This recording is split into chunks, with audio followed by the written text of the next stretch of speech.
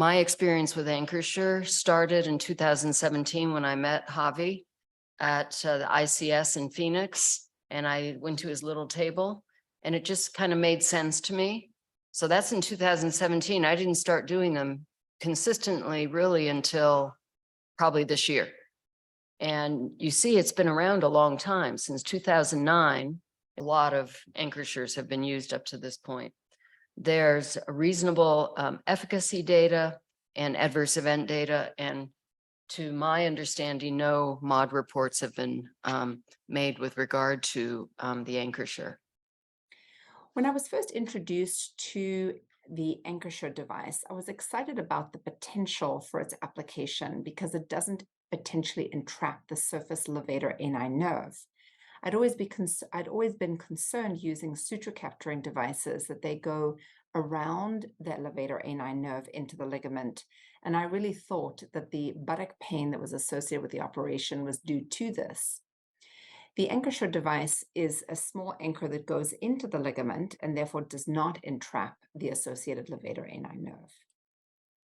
When we look at the proportions of the different devices that are able to be used as a self-capturing device, we can see that the Anchorsure has a significantly smaller profile than the Capio, and it has the flexibility of attaching 2 sutures to the anchor as opposed to just one, and that suture can be permanent or absorbable.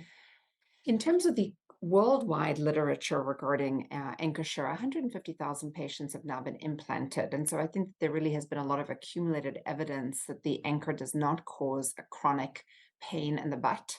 It's much easier to use in the smaller anterior compartment dissection, which is something that I would really encourage people to become familiar with, because again, most of these women have concomitant anterior apical prolapse.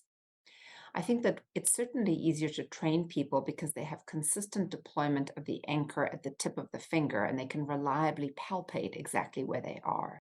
And I'm very proud of Andre Player again, who's just had his paper accepted as the editor's choice paper in obstetrics and gynecology in the January edition of 2022. The reason why we had done this study was because we felt that the pain that comes from the posterior thigh and gluteal area following sacrospinous ligament fixation may come from nerve entrapment.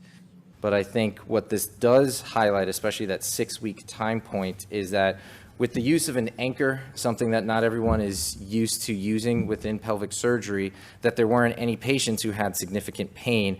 There were 2 common highly rated qualities that the surgeons noted with the device. One was surgical efficiency, and the other was ease of use. So the shape, I think, is really the biggest difference. That pyramidal shape, if you think about it, I'll show another slide in a moment, is really what's going to help your pull-out force. And that if your fibers are running, east and west, and so is your anchor, they could pull out, right?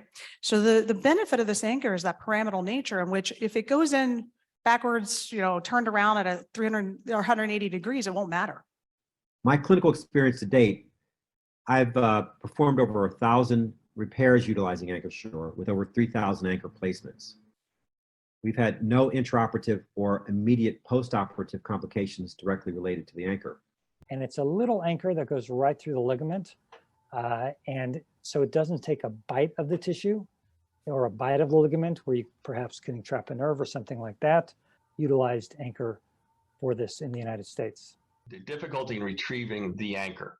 And I've never really found the anchor to be the problem. It's really about the amount of tissue that's involved and trapped or incorporated in some sort of, in strangulation or ischemic change, right? So what's beautiful about this device, if your anchor is someplace you don't want it to be, you just pull the suture away, the anchor just floats up into Never Never Land. There's no traction on that anchor. It has such a small footprint, it's not really going to do any damage in of itself by its sheer presence. So you don't have to go fish the anchor out.